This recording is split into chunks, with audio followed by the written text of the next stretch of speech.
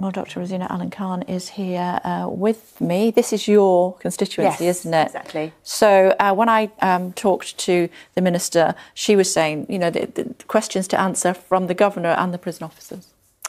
Well, obviously, the first priority is that the gentleman's found. I live very, very close to the prison. We could hear the helicopters flying around trying to find him. The police are working incredibly hard and we're working with them. But I think the big question that everybody wants answered is, how was this allowed to happen?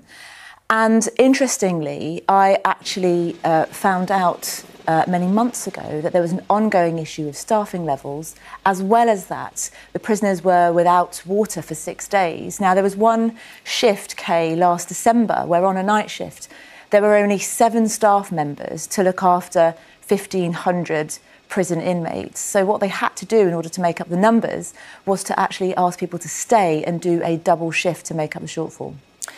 I did put that to the Minister. She said that they've increased frontline officers by 20%.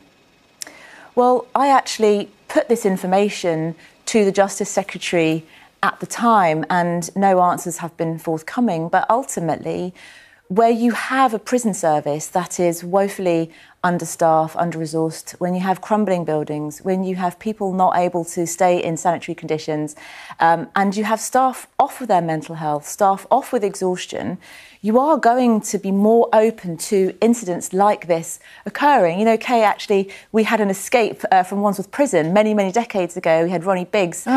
Great train robbery. Exactly, the great train robber.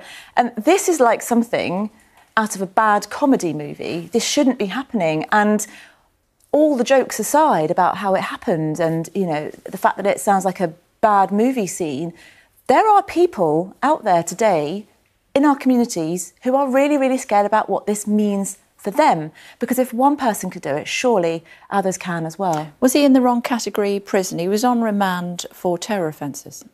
There's been lots of discussion about that. I don't know the details. I don't know how decisions were made and how he was allocated there. But I do know that Wandsworth is the 4th most overcrowded prison in the country, and it is a prison that nobody should be able to escape from. So I think regardless of where he was meant to be, nobody should be able to escape from Wandsworth Prison or any other prison. But if somebody's allegedly spying for Iran or allegedly making fake bombs and putting them outside government buildings, barracks, is a Category B prison, while that is being investigated, the right place for him?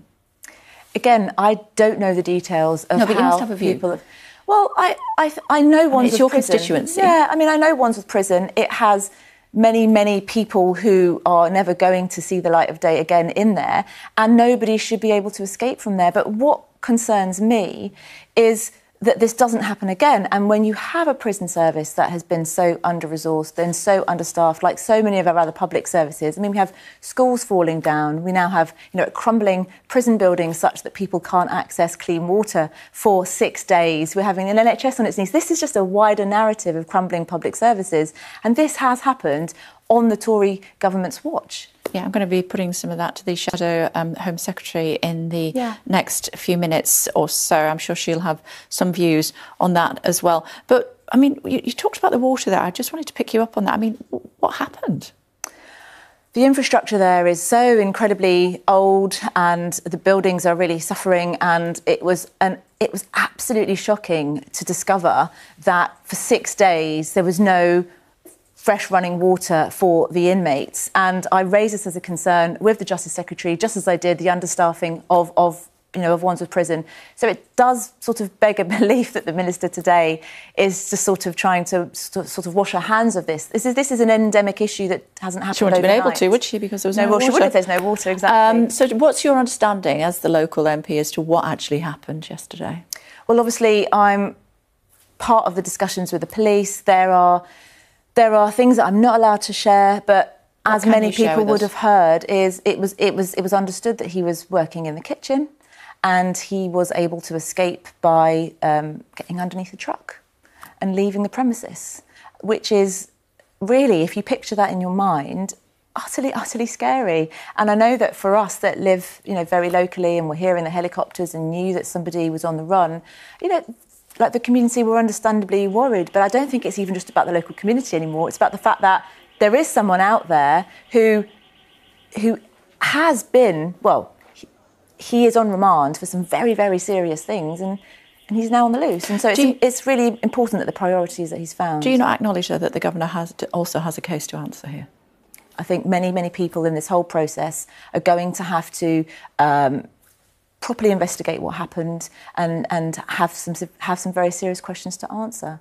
But my understanding from when I met with the Governor is that the staffing issues are long-standing, ongoing issues. It's very, very difficult to recruit and retain staff because their terms and conditions have become so difficult.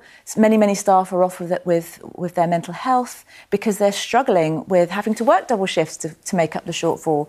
And now, when I think about the staff for whom this happened on their watch, it's going to take a significant toll on them, and it's going to be very difficult for them to come into work. So there are many things at play here, Kay. OK, we're going to have to leave it there. It's good to see you, though. Thanks so much, Steve, for Thank you very joining much, us. Kay. Thanks a lot. Thank you.